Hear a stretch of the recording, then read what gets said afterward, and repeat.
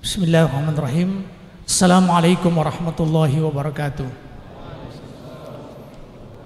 Alhamdulillahi wa kafa, wassalatu wassalamu ala nabiyil mustafa wa ala alihi wa ashabihi ahli sidqi wal wafa wa ba'd. Jemaah sekalian yang dirahmati Allah subhanahu wa ta'ala, kita bersyukur pada Allah.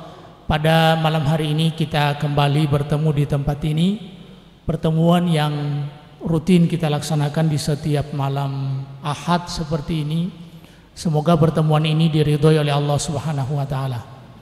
Selawat beserta salam kita haturkan kepada Nabi kita Nabi Muhammad sallallahu alaihi wasallam, kepada para sahabatnya, para keluarganya, para pengikut setia beliau hingga yaumil qiyamah. Jemaah sekalian, malam ini kita kedatangan tamu spesial yang kita kenal dari dulu. Subhanallah, saya sebelum memberikan kesempatan kepada beliau, saya mau cerita dulu. Jadi pada saat Muktamar Wahda Islamiyah di tahun 2016, kami datang berkunjung ke beliau ini. Waktu itu masih anggota DPD ya, anggota DPD 2016 DPR. DPR 2016 DPR, satu mobil, satu bis, kurang lebih sekitar 40 orang dengan anak-anak, laki-laki dan perempuan, ikhwan dan akhwat. Dan mungkin baru pertama kali kantor DPR seperti itu kedatangan tamu yang pakai cadar dalam jumlah banyak. Iya. Dan subhanallah, Pak El Nino menyambut kita dengan sambutan yang hangat. Saya sangat bersyukur kepada Allah subhanahu wa ta'ala, di tengah-tengah cadar yang dipersepsikan agak negatif, tapi subhanallah kita langsung datang ke tempat para wakil-wakil rakyat dan kita dijamu di sana, walaupun ruangannya ruangan tidak muat, tidak cukup saking banyaknya. Dan subhanallah juga beliau Pak El Nino ini, dulu saya ingat waktu kita mau membangun pesantren di Bone Bolango. Alhamdulillah sekarang pesantren sudah banyak Pak El Nino siswanya, dan termasuk yang saya SMS untuk minta sumbangan Pak El Nino. Subhanallah, iya. Ini saya sampaikan secara terus terang, kami memberanikan diri karena memang biasanya orang kalau sudah bekerja dalam kepepet itu dia memiliki keberanian. Walaupun kami tidak mengenal beliau, kami SMS beliau dan alhamdulillah SMS bersambut bahagia, alhamdulillah. Dan subhanallah, beliau adalah wakil rakyat di Provinsi Gorontalo dan malam ini akan memberikan kajian lain daripada yang lain. Jadi ceritanya kajian ini saya membaca tulisan beliau di FB tentang Bele Uto, dan beliau pemerhati adat dan budaya Gorontalo. Saya tertarik dan saya inbox. Insya Allah kami beri kesempatan kepada Bapak El Nino untuk memberikan kajian tentang Bele Uto di Islamic Center. Dan Islamic Center ini selalu membuka kepada siapa saja yang mau ingin menebarkan kebaikan. Dan bahkan kami pernah mengundang juga dari pihak kepolisian bicara tentang 4 pilar kebangsaan di tempat ini. Juga kami melakukan kegiatan malam lalu seperti ini. Kami undang Pak El Nino, tapi beliau tiba-tiba memiliki kegiatan ke daerah lain. Kami sudah agendakan mengisi malam Ahad lalu, sekaligus bisa bersama-sama kita bicara tentang Pancasila, bukan musuh Pancasila, tapi qadarullah, kita yang menentukan, kita yang merencanakan, Allah yang menentukan. Wa ma tasyauna illa ayyasha Allahu rabbul alamin. Alhamdulillah pada hari ini beliau berada di tengah kita, dan kita akan bicara tentang Bele Uto ini dari dua sisi. Sisi pertama adat dan budaya Gorontalo, dan sisi yang kedua kita bicara tentang Bele Uto ataupun cadar ataupun niqab dari sisi. Dan untuk pertama kita beri kesempatan kepada Ustaz El Nino. Iya. Untuk memberikan kajiannya, falyatafadhal masykuran ma'jura. Ya. Terima kasih Pak Ustadz.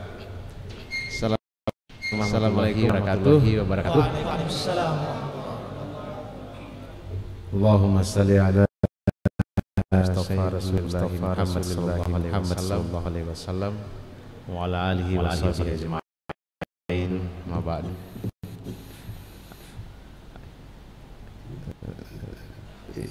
Pak Ustadz yang kita muliakan dan juga para ustadz yang ada di sini. Saya ini sebenarnya minder ini para ustadz semua ini.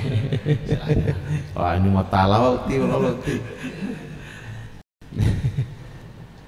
Ada sekalian saudara-saudara, para pemuda dan juga para akhwat di atas ya.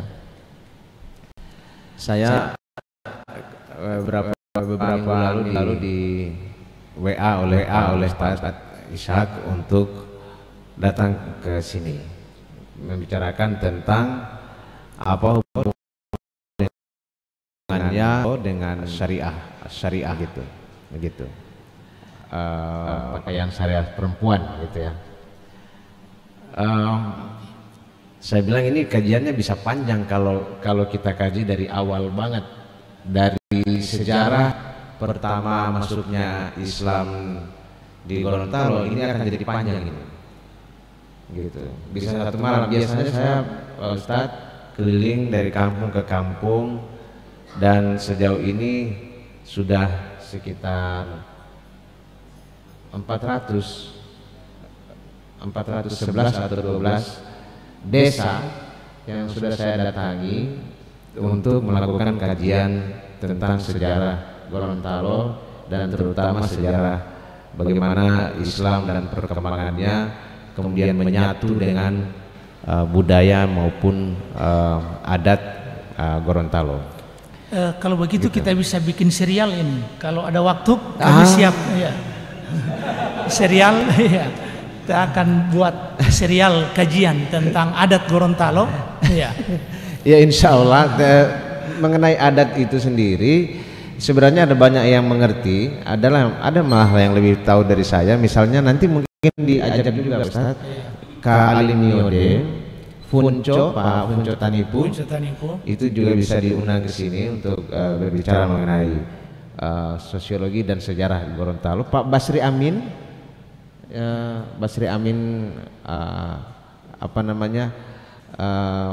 ya ilmu sosiologi juga, antropolog yang sangat luar biasa, kelasnya nasional memang, dan dia sangat mengerti tentang Gorontalo. Beliau sempat menulis tentang berjudul perkembangan Islam di utara Indonesia.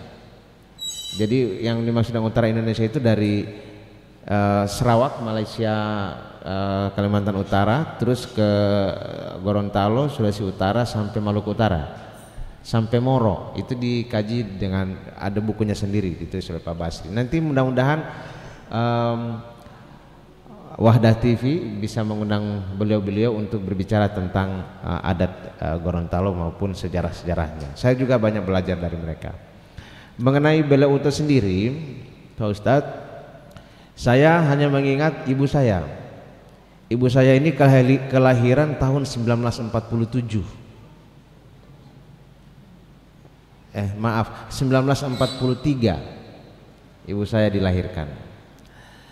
Nah, waktu saya kecil itu kan saya masih biasa lihat ibu saya dan kawan-kawannya setiap pergi ke acara apapun itu acaranya, kalau siang dia pakai itu sarung ditutup begitu kan, ini cuma dijepit pakai tangan saja gitu. Itu kalau siang itu mulai dari hari terang sampai kira-kira sampai maghrib begitu mereka pakai itu. Nah, kemudian beberapa kali kan kita tanya juga, ini orang pakai ini karena apa? Karena panas. Dia bilang bukan gitu, bukan karena panas, karena memang begitulah harusnya gitu. Malam kenapa tidak pakai? Karena ibu saya bercerita, kami ini keturunannya itu, saya punya kakek, bapaknya ibu saya itu adalah ustadz sebetulnya kalau istilah sekarang. Dia mengajar agama juga. Jadi ibu saya bersaudara 6, 3 laki-laki 3 perempuan. Yang 3 perempuan itu kalau malam, dan juga begitu juga dengan tetangga-tetangganya, kalau malam itu ya tidak keluar. Mereka itu hanya boleh keluar kalau siang. Saya masih ingat cerita bapak saya waktu saya masih kecil. Saya sempat tanya, saya kelas 4 apa kelas 5 begitu. Saya tanya sama bapak saya waktu itu masih hidup, bagaimana ceritanya bisa menikahi ibu saya? Mama ini kenapa papa kawin begitu kan? Karena mama saya ini adalah yang dinikahi oleh bapak saya adalah orang yang ketiga dinikahi oleh bapak saya.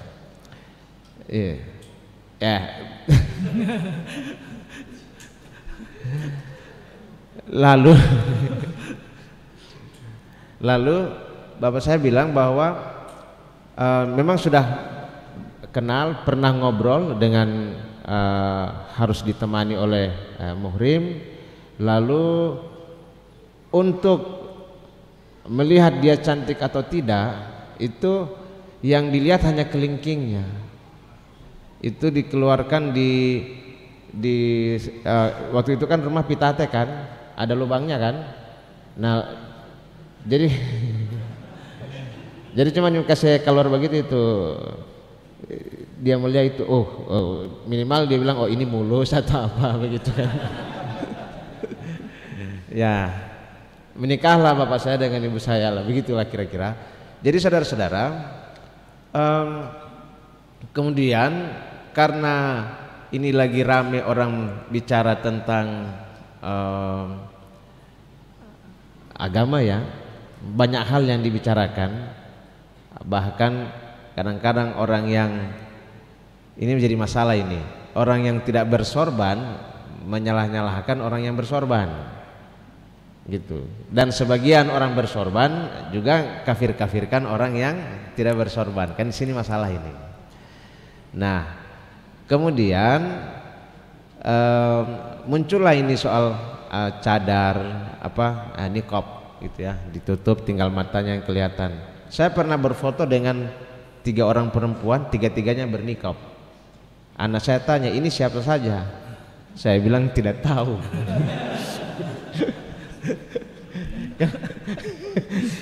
Iya, saya lupa juga kan ini waktu kapan gitu, di pesta mana ada nikabnya 3 orang, foto berempat. Terus anak saya tanya di HP saya, ini siapa ya? Aduh, lupa ini. Gitu. Nggak kelihatan juga wajahnya. Jadi saudara-saudara, secara singkat begini, bahwa ternyata dalam aturan orang-orang yang mengerti agama di Gorontalo dulu, ya perempuan 1 malam tidak keluar. Kalau dia keluar dia tutup tubuhnya kecuali mata, gitu loh. Itu aturan tata krama yang dipakai oleh dalam pergaulan, dalam kehidupan zaman dulu. Berlakunya itu sekitar sampai kira-kira sampai tahun 1980-an. Tahun 80-an ke sini, itu ke 90-an itu ada yang masih pakai begitu, tapi mereka hanya pakai ke acara-acara yang ada hubungannya dengan adat atau agama gitu. Misalnya orang mati, orang meninggal berkabung, mereka datang pakai bate yang biru itu atau bate yang putih itu, ya tapi mereka tutup, mereka biasa waktu itu masih tutup. Lalu berkembang ini kan namanya kehidupan sosial kan berkembang ya, pikiran juga berkembang atau berubah. Kira-kira tahun 90-an itu bele uto dipakai bukan untuk menutupi aurat, tetapi supaya tidak panas. Tahun 80-an akhir ke sini, dulu di tempat saya di sana tuh subuh itu rame Pak Ustadz. Habis puasa habis sahur, sholat subuh bulan puasa, itu rame, itu penuh orang gitu. Kan hari so terang, waktu saya masih SD SMP nih, penuh orang. Sebagian besar perempuan itu tidak melepaskan mukenanya gitu. Ada juga yang pakai apa namanya, bela utuh itu, tapi seorang orang tua zaman dulu gitu.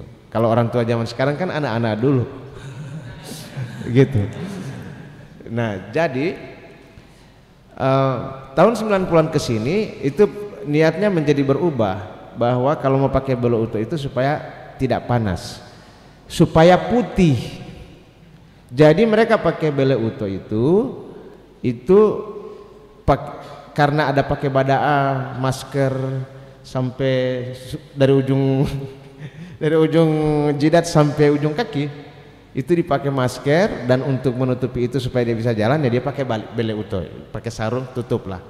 Coba kalau dia tidak pakai masker gitu, dia tidak menutup ininya, auratnya. Itu perkembangan pikirannya. Setelah itu kan masuklah budaya baru, kelihatan di sinetron, di TV-TV dan lain-lain. Sampai jadi tadinya kerudung lalu jadi jilbab. Ya kalau sekarang jadi, saya tulis di Facebook saya, kalau sekarang orang berniqab, saya bilang ya biasa aja lah. Dulu ini cuma sama dengan fashion. Ini cuma ya fashion itu begitu kan. Ya sekarang celana cingkrang, dulu ada nih tahun 1960-an anak-anak gaul juga pakai cingkrang gitu.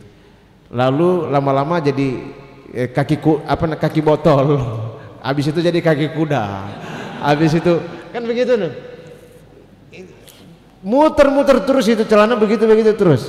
Nah kalau misalnya sekarang Pak Ustadz orang pakai nikab ya biasalah. Ini hanyalah perkembangan fashion. Itu saya tulis di Facebook. Bahwa ini adalah syar'i atau tidak, para ustadz yang lebih tahu soal itu. Tapi di Gorontalo setahu saya begitu. Karena semua dari ibu saya, tante-tante saya gitu, sampai hampir semua keluarga saya di angkatan ibu saya itu berbela utuh kalau kemana-mana siang, kecuali kalau ibu saya itu, kecuali kalau ke kantor, itu sudah tahun 90-an kan, kalau ke kantor baru dia tidak pakai bela utuh karena pakai seragam suster. Kira-kira begitu Pak Ustadz. Kalau ada pertanyaan dari kawan-kawan, kalau saya bisa jawab, saya jawab ya. Kalau tidak bisa ya saya bilang saya tidak bisa. Dari mana itu bela utuh, itu kajiannya panjang saudara-saudara. Itu kajiannya akan panjang dari tahun 1512. Wah, iya, panjang. Itu mulai dari Islam masuk, bagaimana Islam masuk dan seterusnya sampai sekarang seperti ini. Terima kasih, itu sebagai pengantar, dan selebihnya Allah Subhanahu wa taala yang tahu, dan juga mengenai agama biar nanti para ustadz yang menjelaskan.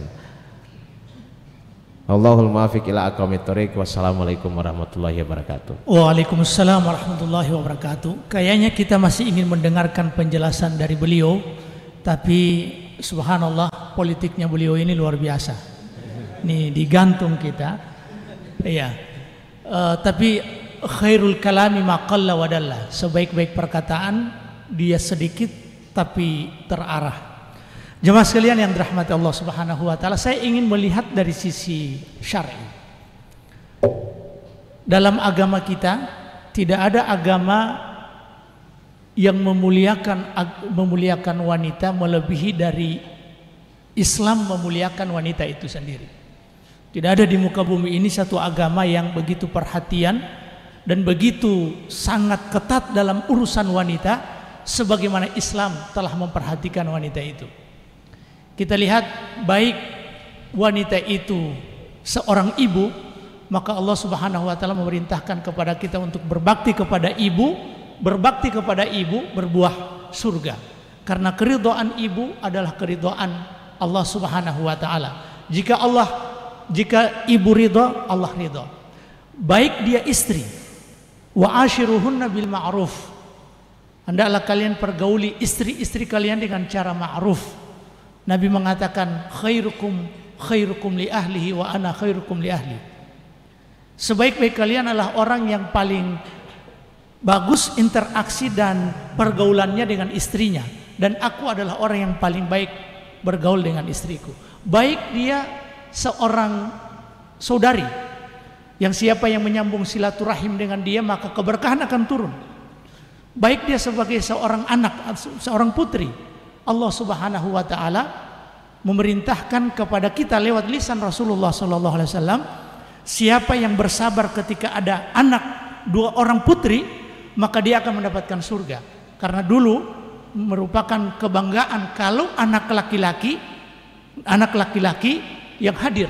Tapi kalau anak perempuan, wa idza busyira ahaduhum bil untha, disebutkan dalam Al-Qur'an, kalau digembirakan kamu ternyata istri melahirkan anak perempuan, dhalla wajhuhu muswaddan wa huwa kadhim, dia langsung cemberut. Kenapa? Karena saat itu peperangan membutuhkan para pembela, para petarung-petarung, sehingga mereka menginginkan laki-laki. Siapa yang bersabar ketika ada anak perempuan, maka dia akan mendapatkan surga. Bahkan agama ini menurunkan satu surat itu bernama surat perempuan, surat An-Nisa, tidak ada surat Ar-Rijal. Dan kita tidak bisa protes Allah, saya ingin ada surat Ar-Rijal, karena kita ini para pemimpin membutuhkan surat yang namanya Ar-Rijal, tidak ada surat An-Nisa. Yang berikut, kalau kita lihat betapa agama ini sangat ketat dalam urusan perempuan, saat dia sudah meninggal pun sangat dijaga auratnya. Berapa kain kafan perempuan kalau dia meninggal? 5. Kalau laki-laki 3. Padahal sudah meninggal. Sudah meninggal saja kain kafannya 5. Kalau laki-laki cuma 3. Memang diperketat dan dibungkus rapat-rapat. Apalagi kalau wanita itu masih hidup dan wanita itu masih gadis. Dalam bahasa Gorontalo, gadis itu tadulahu. Tadulahu itu yang keluar di waktu siang. Dulahu tiali. Tadulahu. Sangat tidak cocok seorang wanita keluyuran malam-malam, dan dia bukan tadulahu. Iya. Saya ingin menambahkan apa yang disampaikan oleh Bapak El Nino tadi, betapa perubahan cara berpikir orang tentang menjaga aurat ini itu makin hari makin berkembang atau makin berubah. Saya punya pengalaman di lorong saya itu dulu namanya lorong kenju, karena memang setelah hari raya ada orang main kenju, main domino, main bisikedo, sehingga namanya lorong kenju. Iya, saya tidak bohong, dan alhamdulillah bagaimana kita bisa merubah peradaban. Sekarang namanya Jalan El Madinah karena pesantren El Madinah di situ. Nanti bisa berkunjung ke sana, siapa yang bisa berkunjung ke sana. Di depan rumah saya itu terakhir bambu datang yang penjual ikan di sepeda. Kalau ke atas itu susah, ke arah pesantren kita itu susah. Maka apa yang terjadi kalau cewek-cewek datang untuk beli ikan, menunggu ikan di depan rumah saya. Waktu itu saya masih kecil. Nah, saya ingin menyebut namanya, tapi karena ini direkam nanti sampai ke dia tersinggung. Dan dia masih hidup sekarang. Jadi saya masih kecil itu, dia datang dengan di siang hari pakai badaa, kemudian pakai bate, bele uto, bahkan biar tidak pakai badaa karena itu kebiasaan dia. Jadi sarung di atas dengan sarung di bawah, dia pakai cadar. Dia tanya, "Ngolo uti ponula?" Ikan, ditanya harga ikan berapa. Begitu saya pulang, saya sudah besar, saya kuliah, saya pulang, orang yang sama saya saksikan. Saya masih terekam bagaimana dia pakai bele uto itu 2, sarung dengan bele uto, kemudian dia pakai daster yang memang daster cuma 2 jari. Iya. Kemudian dia mau lihat ikan di keranjang, jadi terpaksa karena cuma 2 jari, dia berusaha untuk menutup jangan sampai lumepeto. Iya. Ngelepenula. Akhirnya yang penjual ikan bukan ikan yang dia lihat, orang yang sama. Betapa paradigma berpikir orang tentang pakaian ini berubah kalau ini tidak kita kembalikan kepada agama. Mari kita lihat sejarah nenek moyang kita dulu, Adam dan Hawa. Di surga itu dengan fasilitas yang begitu banyak, di surga mereka difasilitasi oleh Allah pakaian. Lalu kemudian Allah goda mereka untuk mendekati pohon. Wala taqraba hadhihi syajarata fatakuna minadh dhalimin. Jangan mendekati pohon ini bukan pohon beringin. Ini pohon, biasanya orang yang tidak suka dengan lambang sebuah partai memakai ayat ini. Ini tidak tepat ayat ini. Jadi jangan kalian mendekat. Tapi setan waqasamahuma dan waqasamahuma inni lakuma minas salihin minan nasihin. Ini perhatikan bagaimana setan ini, dia bersumpah dan setan mengaku, aku ini akan menjadi penasihat spiritual kalian. Jadi bagaimana setan membawa manusia ini menjerumuskan, dan ketika manusia dijerumuskan, kerusakan pertama terlihat dari terbukanya aurat. Maka fadallahuma bigurur, mulai dirayu-rayu. Falamma dhaqa syajarata badat lahuma sawatuhuma. Saat mereka mulai memakan pohon itu, tersingkap aurat mereka. Tersingkap aurat mereka. Kenapa? Karena mengikuti setan. Jadi saya memandang bahwa perubahan dari cadar itu bagian dari agama kemudian berubah menjadi fashion dan seterusnya, sebenarnya ini ada andil dari setan untuk menggoda manusia. Untuk menggoda manusia. Maka watafiqa yakhsifani min waraqil jannah. Ketika mereka memakan itu dan tersingkap aurat mereka, itu gara-gara apa? Gara-gara setan. Tapi karena mereka masih sadar, maka mereka cepat-cepat mengambil dahan pohon dan menutup auratnya dengan daun-daun pohon. Pertanyaannya, manusia siapa yang hadir pada saat itu sehingga mereka malu, sehingga mereka segera menutup aurat? Tidak ada manusia selain mereka berdua. Tapi kemudian mereka karena fitrahnya menutup aurat, mereka segera mengambil dedaunan dan menutup aurat mereka. Saat itu belum ada anaknya, belum ada cucunya, belum ada kamera, belum ada.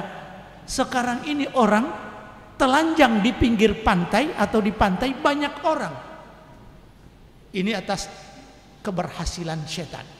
Keberhasilan setan. Sehingga sebuah peradaban, kalau peradaban itu telanjang, maka sesungguhnya ini adalah wujud dan hasil dari kerja setan yang berhasil. Terlihat dari aurat itu sudah mulai tidak ditutup. Sudah mulai tidak ditutup. Yang berikut, tadi perempuan keluar itu, mereka keluar, mereka berada di rumah dan tidak keluar kecuali ada urusan-urusan darurat. Ini mereka mengamalkan, ini masyarakat Gorontalo dulu, mereka mengamalkan ayat waqarna fi buyutikunna wala tabarrajna tabarrujal jahiliyatil ula. Hendaklah kalian berada di rumah kalian dan jangan tabarruj seperti tabarruj orang-orang jahiliyah pertama. Kesalahan tabarruj itu, kesalahan orang jahiliyah pertama, kalau jalan itu mereka memakai gelang di kaki mereka, kemudian lewat di laki-laki tapi masih tertutup. Kemudian gemercik bunyi gelang itu yang membuat orang-orang saat itu tertarik. Ada apa di balik gelang? Bunyi-bunyi yang sekarang gelang sudah tidak ada, tapi kakinya sudah terlihat dan tidak perlu lagi gelang, langsung ke atas dan ke atas. Nah, jemaah sekalian yang dirahmati Allah Subhanahu wa taala, saya sebenarnya mulai tertarik dengan menggali adat Gorontalo ini, yang memang adat Gorontalo bersumber dari atau simbol dari adat Gorontalo atau syiar adat Gorontalo bersendikan syara bersendikan kitabullah. Yang berikut, memang kalau kita bicara tentang cadar ini perlu kita sadari dan akui bahwa ini adalah merupakan perbedaan pendapat para ulama antara wajib dan tidaknya, bukan antara ada atau tidak ada. Wajib. Jadi Imam Abu Hanifah mengatakan tidak wajib tapi disunnahkan, akan menjadi wajib ketika dia gagah, cantik, kemudian menimbulkan fitnah. Begitu juga Imam Malik, Imam Syafi'i wajib, Imam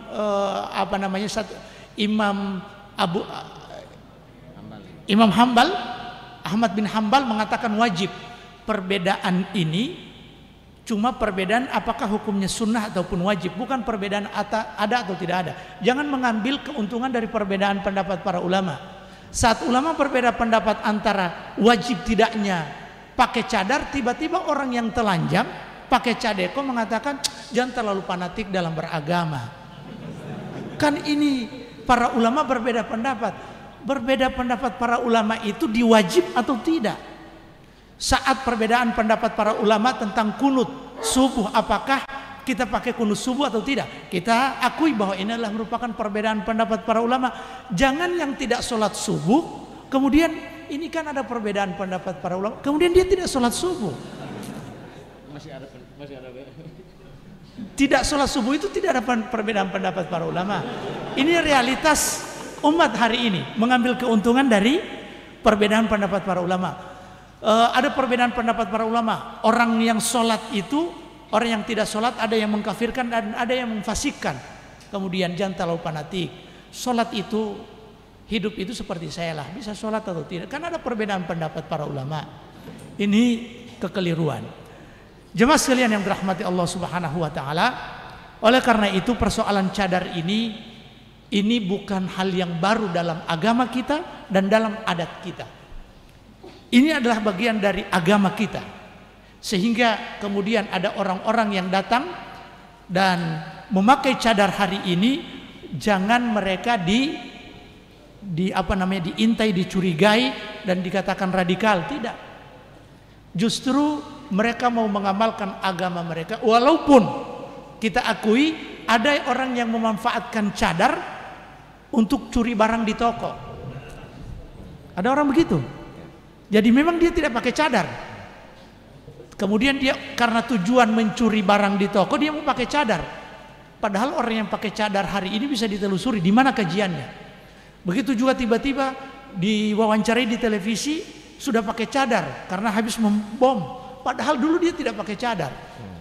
Nah, begitulah keadaan kita hari ini. Dan saya ingatkan kepada kita semua, yang Islam ini difitnah terus. Difitnah terus. Dan insya Allah Pak El Nino, saya sangat apresiasi.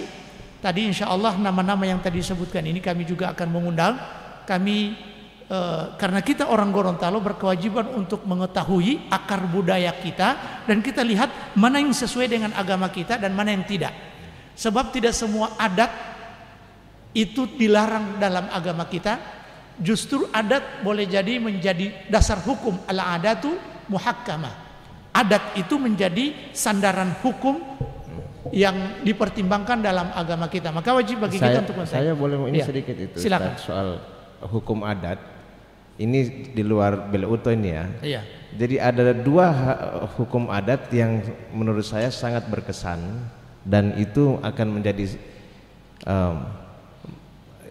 ya mungkin kalau misalnya mau pilkada, kira-kira calon pilkada boleh bicara ini.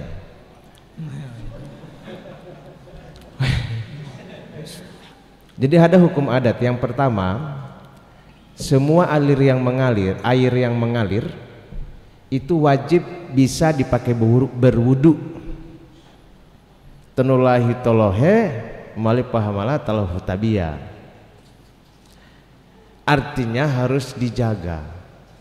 Tidak boleh dikotori oleh najis apapun, entah itu sungai, tanggi, bolotao atau apa itu selokan yang kecil-kecil itu, saluran air itu tidak boleh dikotori, harus wajib.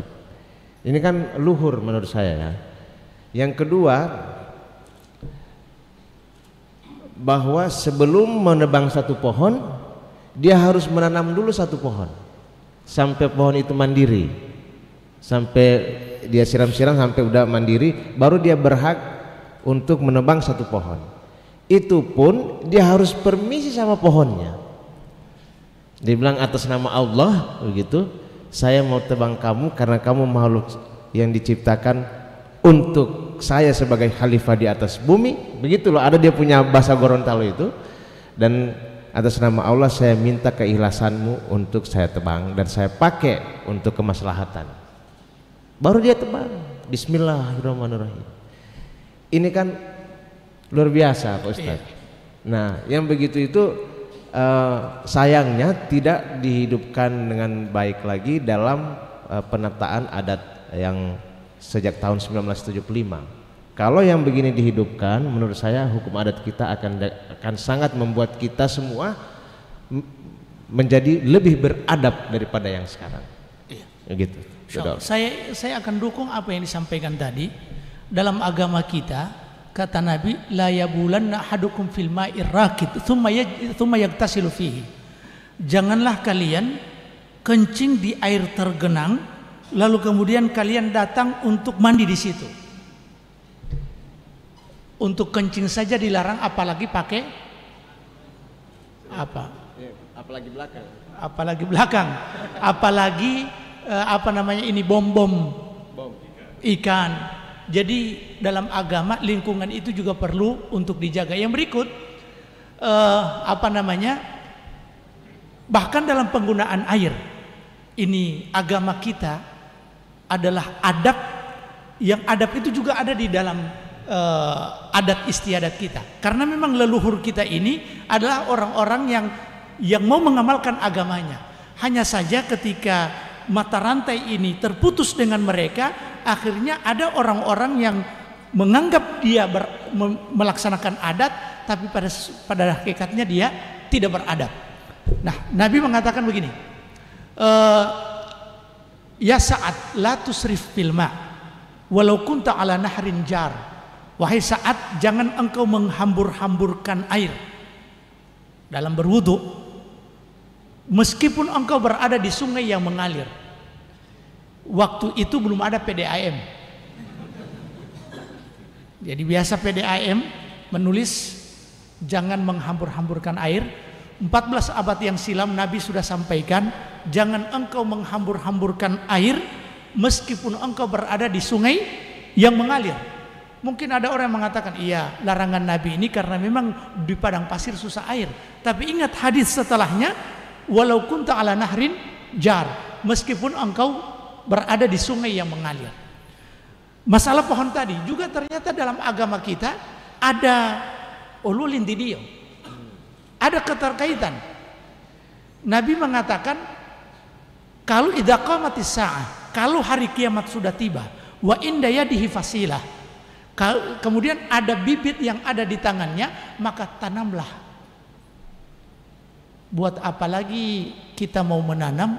Hari kiamat sudah tiba dan idza zulzilatil ardu zilzalah, bumi akan digoncangkan segoncang-goncangnya, wa akhrajatil ardu athqalaha, dan apa yang di perut bumi akan dimuntahkan. Yang ada di perut bumi saja dimuntahkan, apalagi baru ditanam. Iya tak? Tapi subhanallah, inilah yang selalu diamalkan oleh nenek moyang kita.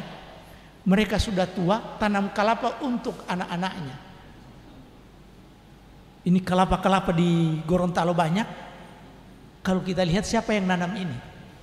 Bukan generasi sekarang. Bukan generasi sekarang. Generasi dulu. Kalau berpikir saya ini sudah tua, umur sudah 70 tahun. Kelapa berbuah nanti 5 tahun kemudian. Kalaupun seandainya saya masih hidup, sudah tidak bisa lagi makan minyak kelapa, tidak bisa lagi makan santan. Tapi subhanallah mereka mau melaksanakan perintah seperti ini. Contoh-contoh adat yang bisa kita akomodir, dan tadi saya Pak El Nino, saya subhanallah saya ingin sekali kita akan bicara tentang bagaimana Islam masuk di Gorontalo. Dan kita akan belajar bagaimana orang-orang Gorontalo memperjuangkan Islam itu. Dan dari situ Masjid Hunto adalah buah cinta seorang raja. Orang mau mahar seorang raja, membangunkan masjid Hunto. Yang sekarang ini di adat Gorontalo, mahar mereka boleh dulu tali 50 talaah. Ma'ala utidul hatta 50 talaah.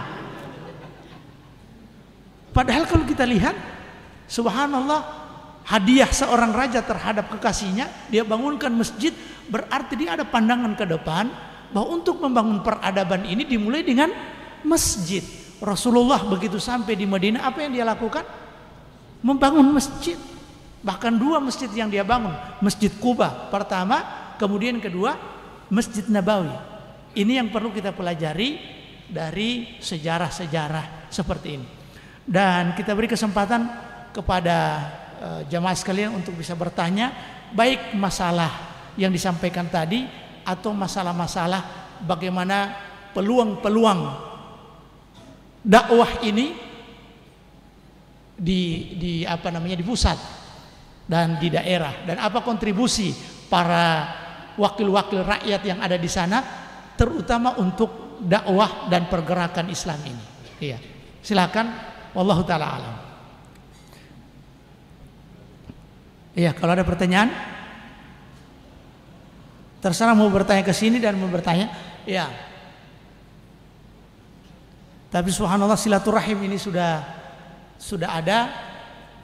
Ya, silakan. Iya.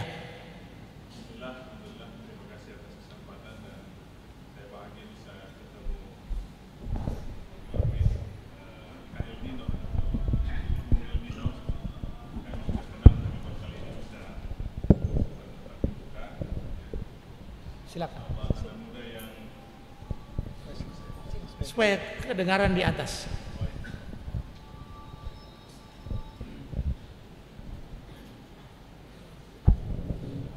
Iya, subhanallah, alhamdulillah kami malam ini bahagia bisa ketemu dengan El Nino Mohi yang selama ini kami kenal begitu anak muda yang milenial tapi tetap mengakar. Buktinya muhulun dalam muali. Subhanallah, ini sesuatu yang milenial tapi tidak tercabut akarnya, dan ini kemudian menjadi perekat seluruh generasi, dari generasi yang tua kemudian milenial, semua lengkap dengan keberadaan beliau, sehingga kemudian kami berharap beliau ini terus dijaga oleh Allah Ta'ala, juga kemudian diberi berkah dan bisa memberi manfaat sebanyak-banyaknya baik buat agama dan bangsa ini insyaallah. Kami ingin bertanya berkenaan dengan Masya Allah kemampuan beliau ini perlu kemudian dibagi dengan kita, khususnya masalah komunikasi, di mana saat itu kita tidak kenal dengan El Nino, tiba-tiba muncul. Iya, kemudian ini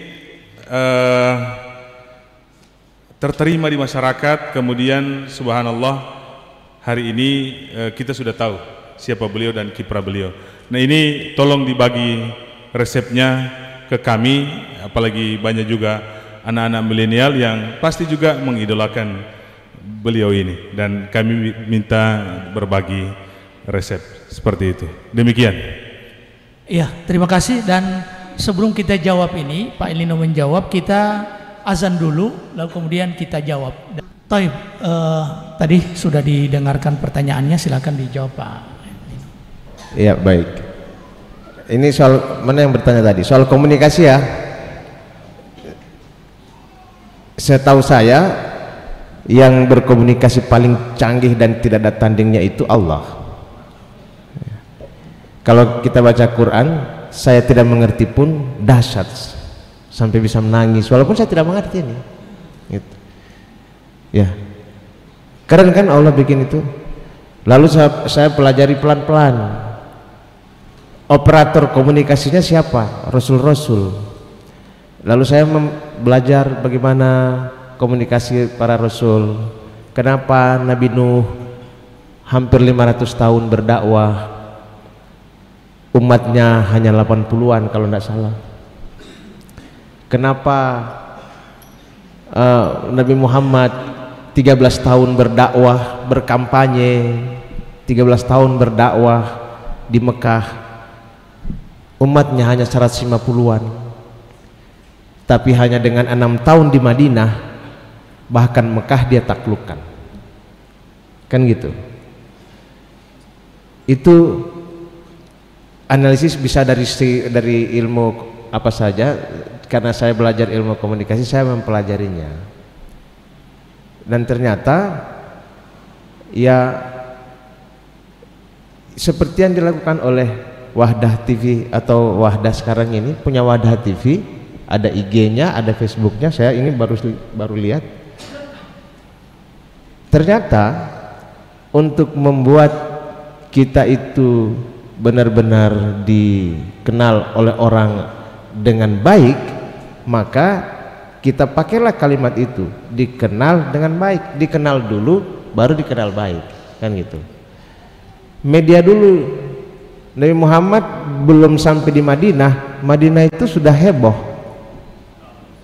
iya kan? Dan dia disambut dengan salawat apa tuh? Salat Badar, iya, disambut dengan salat Badar. Karena apa? Karena pesannya sudah sampai, Pak. Sementara di Mekah sendiri pesannya tidak nyampe-nyampe. Karena ya khatamallahu ala qulubihim, kan begitu. Begitu. Jadi tidak usah berkampanye kepada orang yang sudah tidak mau pilih sama kita, atau tidak usah berdakwah kepada orang yang menolak. Gitu. Dia menolak kebenaran, biar saja. Toh secara nurani dia akan mencari kebenaran itu lagi, kan gitu kira-kira. Dan ini sebenarnya udah canggih, udah zaman 4.0 menurut saya, dengan ada kamera di sini, kamera di situ, di mana lagi ini, dan juga ada Facebook, ada Instagram, ada YouTube. Menurut saya beginilah cara untuk berkomunikasi dengan baik dengan banyak orang. Dan insya Allah Pak Ustadz, kalau ini dibikin terus, ini memaksimalkan media sosial, dimaksimalkan oleh Wahdah, menurut saya ini kira-kira tidak akan lama lagi nih, mungkin 2-3 bulan lagi jamaah di sini setiap kajiannya sampai di luar masjid. Iya, menurut saya ya. Iya, kalau ini diteruskan begini, orang akan tertarik. Wah, ini bagus kajian di sana, ayo kita ikut tiap malam minggu gitu. Daripada, iya kan? Iya kan, iya enggak, iya enggak? Daripada nanti habis dari situ terang ngopi misalnya, kan gitu. Ya. Nah, itu maksud saya. Kalau bertanya soal komunikasi, panjang ceritanya, tetapi begitulah. Saya kalau di kampanyenya itu secara praktis, saya kirim bukunya kepada orang-orang. Ada puluhan ribu orang yang saya kirim buku. Apa namanya, di situ ada pertanggungjawaban, ada profil, ada apa begitu. Sampai buku itu ada orang yang menolak, misalnya Pak El Nino, bukan buku ini yang orang perlu, doi. Ada itu Ustaz, bukan cuma 1-2 orang, bahkan saya dimaki-maki gitu. Ada jabuh akal yang buku amiti, ada. Iya. Tapi Pak, pada akhirnya dia milih saya juga, gitu. Begitu. Itu soal komunikasi apa? Karena apa? Ternyata setelah dia banding-bandingkan dari semua caleg, tidak ada yang mengirimi dia begitu.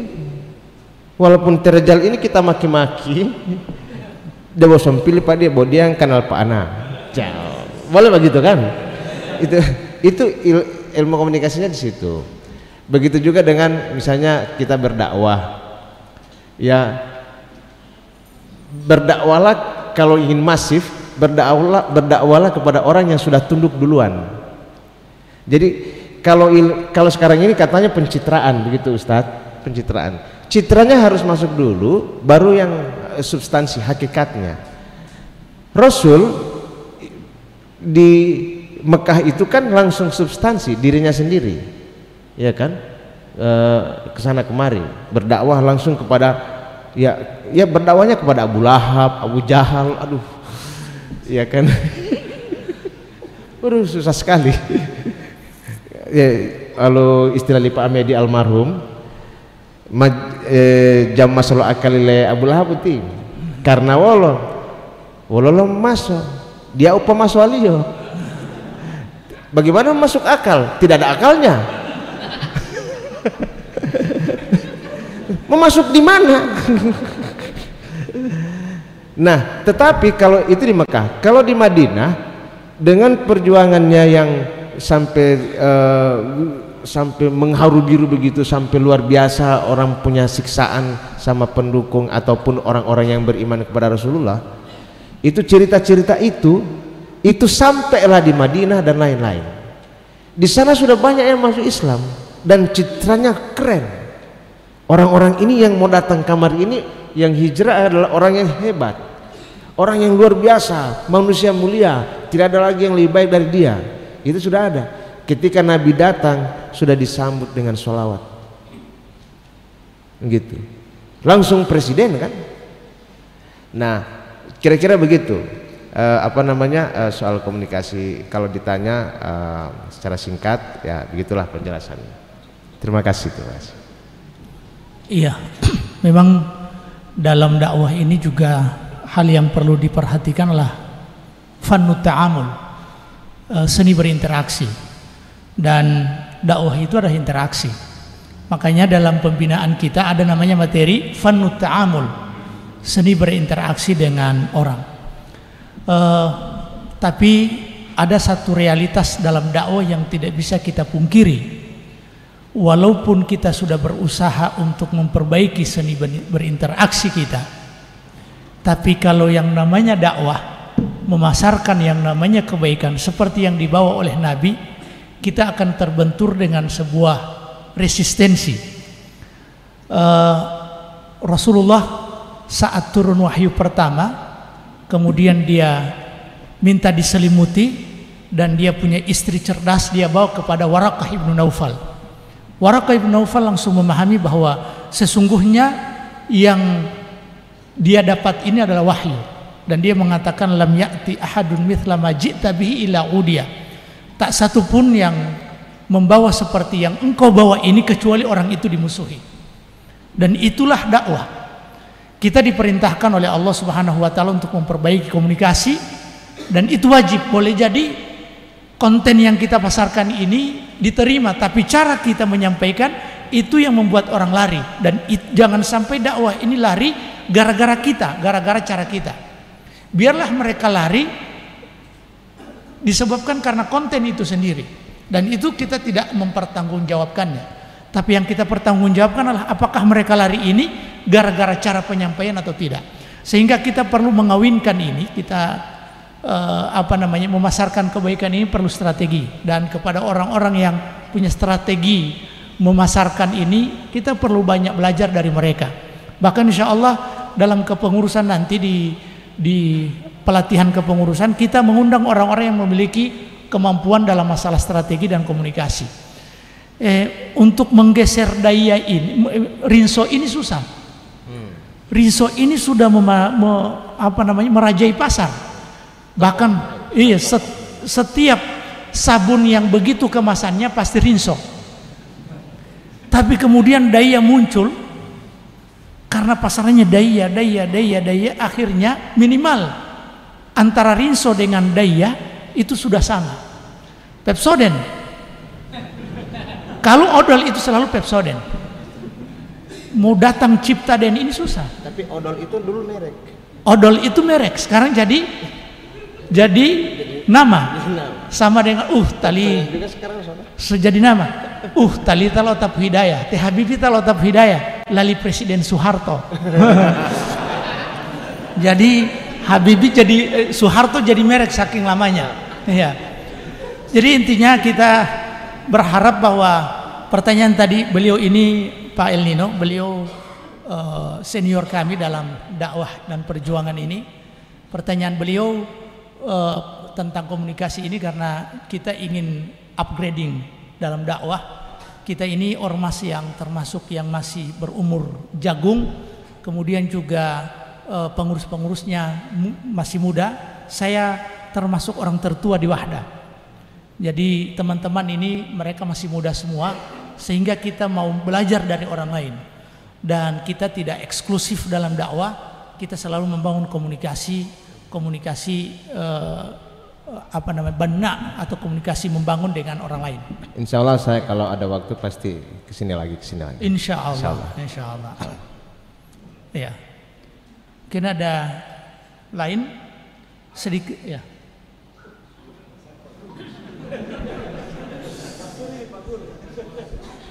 Silakan Pak Guru. Bismillahirrahmanirrahim. Terima kasih. Assalamualaikum warahmatullahi wabarakatuh. Waalaikumsalam warahmatullahi wabarakatuh. Yang saya hormati Bapak El Nino, terima kasih atas kesempatan diberikan kepada saya. Saya mungkin beranggapan bahwa Pak El Nino ini sekarang sudah masuk dalam lingkaran kekuasaan, di mana mempunyai 3 fungsi. Yang pertama adalah fungsi legislatif, yang kedua adalah budgeting, dan yang ketiga adalah pengawasan. Saya sangat berkesempatan pada malam hari ini untuk bertanya karena baru kali ini bertemu dengan Bapak dalam sebuah forum seperti ini. Pertanyaannya begini Pak, di awal pelantikan kabinet jilid 2 pemerintahan sekarang, itu sempat ada menteri yang mengeluarkan pernyataan yang sangat kontroversi menurut saya terkait dengan persoalan cadar, termasuk celana cingkrang untuk ASN, ya, dan bahkan jenggot, ya.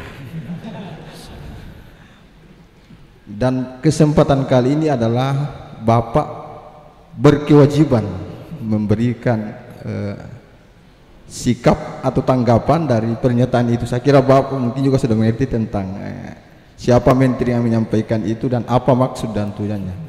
Karena Bapak di sini sebagaimana saya sampaikan tadi mempunyai fungsi sebagai pengawasan, ya. Karena kadang saya berpikir begini Pak, seperti yang disampaikan oleh Bapak Ustaz tadi, bahwa kalau persoalan keyakinan, maka negara mestinya hadir untuk memberikan kenyamanan, iya kan, kenikmatan untuk beribadah. Kalau persoalan keyakinan, bukan justru menimbulkan kontroversi di tengah-tengah masyarakat, ya. Persoalan ada image yang misalnya cadar ini, semua juga ada image Pak. Pemerintah banyak korupsi misalnya, ya, semua ada image. Non muslim juga ada yang mungkin menteror yang jauh lebih kejam barangkali Pak sebetulnya. Sehingga kehadiran Bapak memiliki kesempatan kali ini, kami sangat berharap bagaimana kira-kira tanggapannya, sikapnya, ya, sebagaimana yang saya katakan tadi bahwa sangat tepat Bapak menjawab pertanyaan itu. Terima kasih. Assalamualaikum warahmatullahi wabarakatuh. Waalaikumsalam warahmatullahi wabarakatuh. Masya Allah, ternyata fungsi masjid ini, kalau di zaman Rasul itu fungsi masjid itu tidak hanya sekedar tempat beribadah, tapi juga tempat berkumpulnya para pejabat dan para rakyat jelata di masjid tempatnya, dan mereka langsung ketemu seperti itu. Kalau ketemu di DPR kayaknya kita berhadapan dengan satpam, iya. Alhamdulillah sekarang, tapi tentunya saat kita di masjid, bicara di masjid, tetap masih dalam koridor agama, penuh dengan adab seperti tadi penyampaiannya, dan kita beri kesempatan kepada Pak El Nino untuk menjawab dan menjawab tempatnya di masjid. Iya, terima kasih. Terima kasih Ustadz. Memang sebetulnya saya kemarin mengusulkan kepada KPU Pusat agar kampanye itu wajib di masjid. Nah. Iya, daripada kalau misalnya caleg kalau ngomong di luar masjid coba suruh ngomong di masjid, terukur ya. Bukan takut.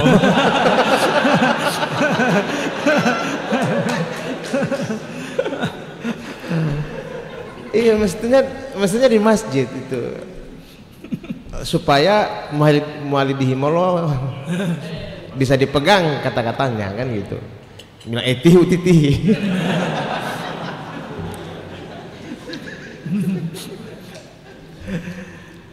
Iya, baik, terima kasih Pak atas pertanyaannya. Itu Menteri Agama bilang bahwa satu berita Menteri Agama mengatakan bahwa celana cingkrang dan juga cadar itu ya begitulah kira-kira ya. Dia Bapak bisa pahami beliau adalah seorang tentara dulunya. Jadi pikirannya sangat intelijen, dan karena kurangnya informasi sama dia maka muncullah omongan seperti itu, lalu istilahnya itu dispin, diputer oleh wartawan, digoreng kalau istilah katanya sekarang, digoreng sehingga jadi heboh seperti itu. Lalu beliau sudah datang ke Komisi 8, bukan komisi saya di Komisi 11. Di Komisi 8 itu di situ ada para ustadz dan para kiai.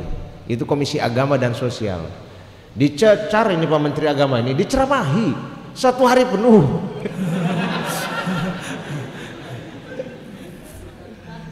Iya, sehari penuh.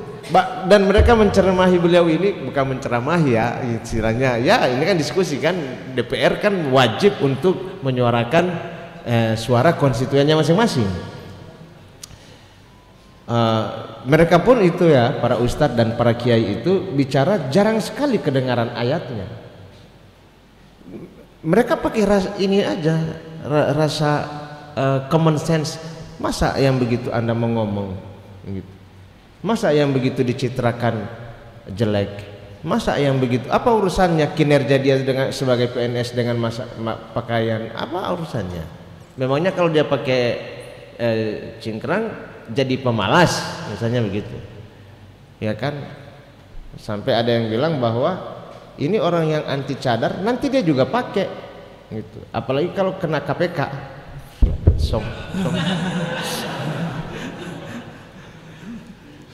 gitu kira-kira.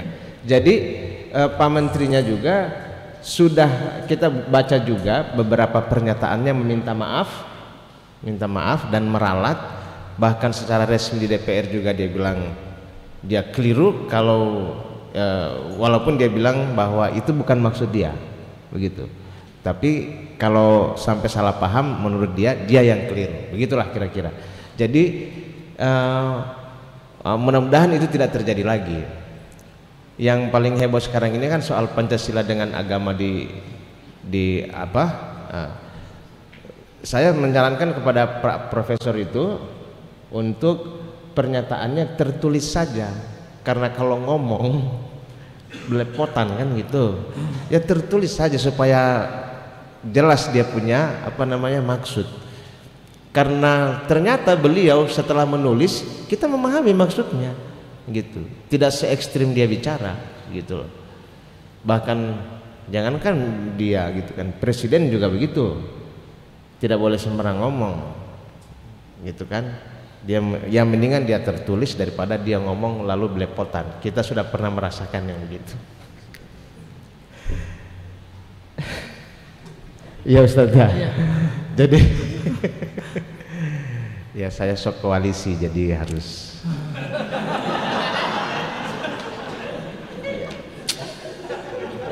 sudahlah.